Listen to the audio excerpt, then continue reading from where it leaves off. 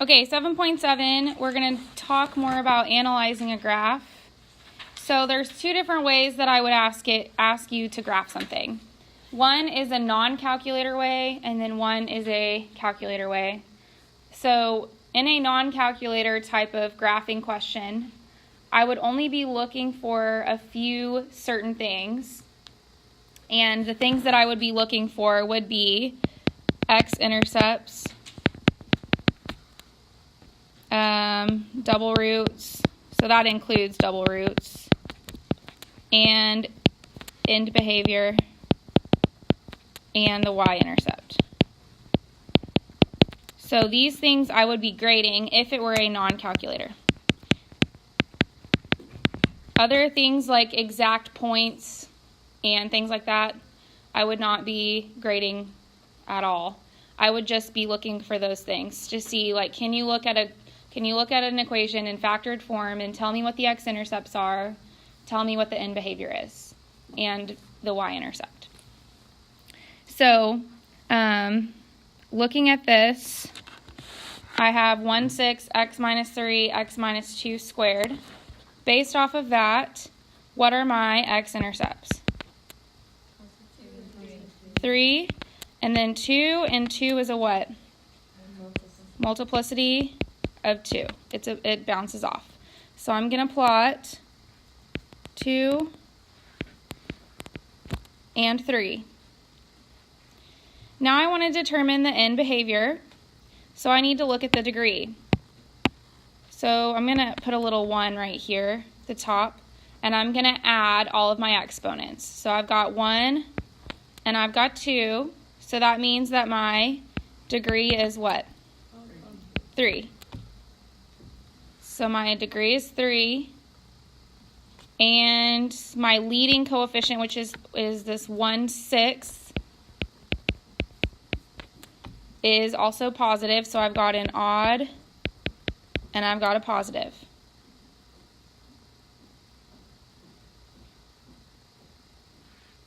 So based off of that, I know that to the right, my graph is going to be going up, and to the left, my graph is going to be going down. And that is all that I would want you to do for a non-calculator. Now, we did not do the y-intercept, so let's go back and determine that. How would I get the y-intercept from this? Can I say 2.5 y-intercept? So to find the y-intercept, you plug in x equals 0. So you've got 1, 6. 0 minus 3 is negative 3. 0 minus 2 is negative 2 squared. So 1, 6. Negative 3. Negative 2 squared is what? 4. And negative 3 times 4 is what? Negative 12. So negative 12 over 6 gives me what? Negative 2. So I've got a y-intercept at negative 2 right here. And then I know that it goes down. So I'm going to put a little green dot here. So I've got x-intercept, x-intercept, y-intercept. Now, what does my graph do from 2 to 3? It bounces off 2, so it's going to come down, and then it's going to come back up. Now, I don't care how big your bounce is. Like, I don't care if you draw it like this. It does not matter to me, just because there's really no way for you to calculate that unless you wanted to plug in numbers. But I'm not grading that. I am just grading the x-intercepts and double roots and behavior y-intercept. So I want to know, does it go in an opposite direction where it's going up to the right? Do you have this bounce off the graph? Do you have the x's and y-intercepts? That would be a non-calculator part. That's what I would be grading. So let's look at number 2. I want you to try this one on your own. So I want you to label the x-intercepts and determine the end behavior, y-intercepts. So I'm going to make a little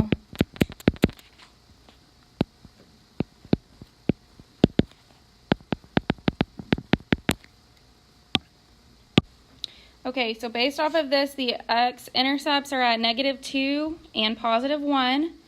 And at +1, it's a double root, so it's going to bounce. My end behavior, I'm going to add up the exponents. So I've got 1 and 2, so that becomes a degree of 3. And my leading coefficient is a -1, so it's odd and negative. So that means to the right it's going to be going negative, to the left it's going to be going up because it goes opposite. And then my y-intercept, when you plug in x equals 0, you end up getting -2. So I plotted that point. Plot my x-intercepts. It does a bounce at 1. So your graph should look something like this. So I would never ask you to graph an equation in standard form without a calculator. And so typically on these types of questions, I'm going to ask you to take it a step further, and I'm going to ask you to find the minimum and maximum values, and you do that stuff in the calculator. So first of all, I want you to change this. I'm going to use this. I want you to change this equation. It ends up being kind of messy. So change this to x to the 4th minus 3x squared minus 4.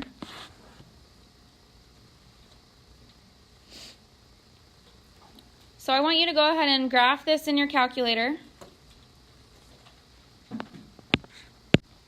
Okay, so here it gives me, or here's the equation graphed. It says use the calculator to find any whole number roots. So I have 2 of them. So my whole number roots would be x equals what? -2 and +2. Then it says use synthetic division to divide out the real roots. So I'm going to go ahead and do that. I'm just going to leave it on the calculator screen because we'll need it here in a second.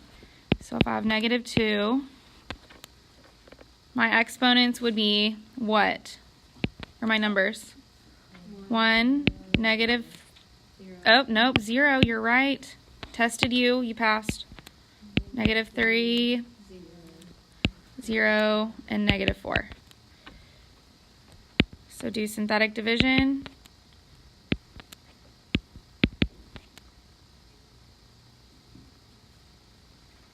Did I do this right? Hold on.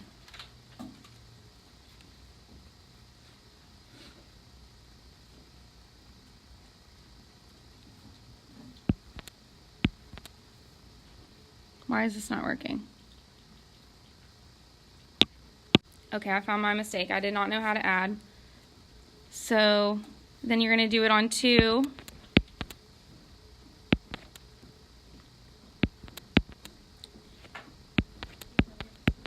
So then you get 1, 0, 1, 0. So what is this equation? X squared plus 1 equals 0. I want to solve, so I move the 1 over. X squared equals -1 square root. So x is equal to plus or minus I. So my x-intercepts are x equals -2, 2, and plus or minus I. Okay, then from there, it wants me to find the local max and mins using the calculator. So, looking at your equation, or looking at your graph, obviously absolute maxes and mins are going to be infinity, like they're going to go on forever. So these two lines are part of the function. The endpoints will go on forever. So what I mean by a local max and min is anywhere that you see a turning point. So like a valley and a hill. And so I have 3 of them. Here I have what I would call a local maximum. And I have 2 local minimums.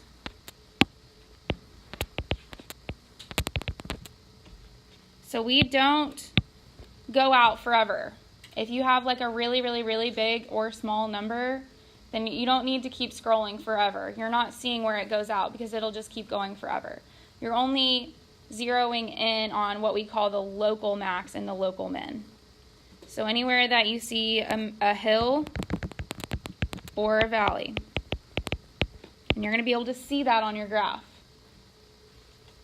And so to find that, I'm going to go to, let's see, menu, trace, graph trace. Here it gives me the max already. That's where it starts. So I have a maximum at 0, 4. So I'm going to put max, and then my ordered pair is 0, -4.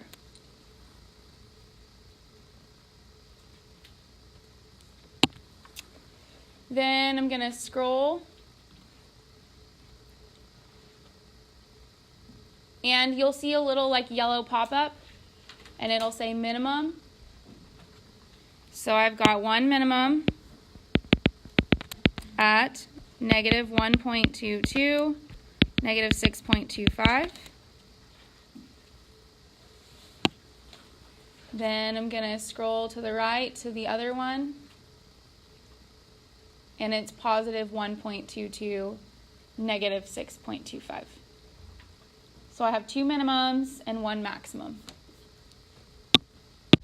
Okay, so whenever I graph number 4, you'll notice like you can't see all the maxes and minimums. So I'm going to go ahead and zoom out. So if you go to Window Zoom, oops, and then do zoom out. Just going to hit middle as my center.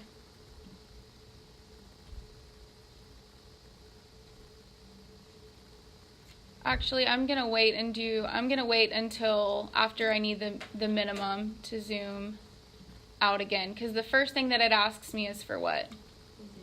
The zeros. Oh gosh. If you ever are so lost that you don't know what's going on, if you go back to Zoom Standard, kind of gets everything back in place. I'm gonna find the zeros first, and then I'm gonna do the maxes and mins, because I don't want to zoom out just yet. So to find the zeros, analyze graph, 0. The first one is a decimal. The second one is a decimal. Doesn't show me the other two. I'm just going to write them down really quickly, because you'll notice when you do this one that they are all decimals. There are no whole numbers. So in that case, and I would specify on a test, I would say like write down the decimal form. Because in some cases, and you'll see in this example, you can't do any synthetic division. It's very sad. I know y'all are depressed about it, but... When I do that, it only gives me the first one and it doesn't give me any of the rest. Okay, so if you just do the first one, you stop like that, then you do it again. So you hit menu, analyze graph, and you have to do it 4 times. And so if you do all of them... Yes, ma'am. How do you do it on the 84? On the 84, you have to hit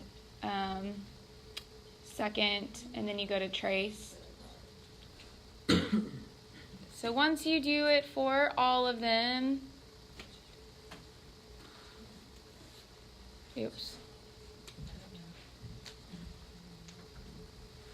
Your zeros should be, if you did this correctly, x equals -1.14, 0.29, 1.82, and 5.03. None of which can you put into a fraction or a rational number, so you cannot do any synthetic division. Sad face.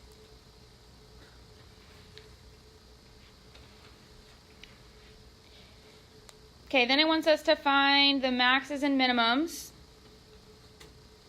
How many maximums do you see based off of your graph? 1, and it's going to be in this region right here. So let's go ahead and find this maximum. So I'm going to hit menu, then I'm going to do trace, graph trace, and it actually goes there first. I like that. So my maximum is at 1.22, 4.97. Do we have to find the y-intercept for a calculator? No, not unless it asks you. And we can always find it using trace. Mm-hmm. Then how many minimums do you think that we will have? 2. Looks like we're going to have 2, because I've got this one and then I've got one like way down here. So we'll have to find that one here in a minute. So let's find the one that we can see first. So menu trace, graph trace.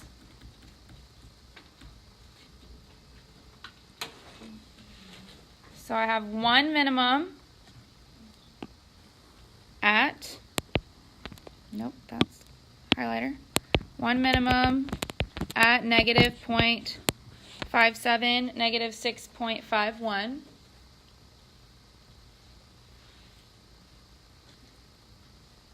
And then I have another minimum. If you just scroll to the right, it'll actually take you down to the minimum. Keep going, keep going. There we go. At 3.96, negative 43. So these kinds of questions, I would only give you one on a test, and it would be, it's all just calculator stuff. Just knowing, can you use a calculator to find the minimums and maximums? Would be able to use. Yes, you would have to use a calculator on this. On mine, like when I was trying to like zoom out, it wouldn't take me like it would skip over the minimum. Like it. If you just hit trace and then scroll, you don't necessarily have to zoom out. It'll just go down to it, yeah. Okay, so I'm going to skip number 5 just for time, and 7.8 is really, really short. On the 7.7 homework.